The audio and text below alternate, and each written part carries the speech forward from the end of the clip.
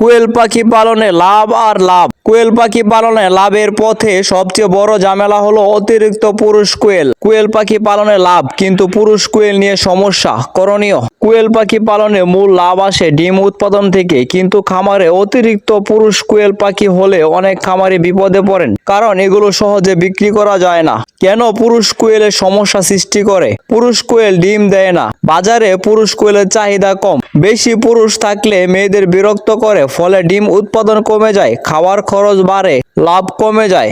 লাভে থাকলে পুরুষ কোয়েল নিয়ে করণীয়: 1 নাম্বার, সঠিক পুরুষ মেয়ে কোয়েল পাখির অনুপাত বজায় রাখুন।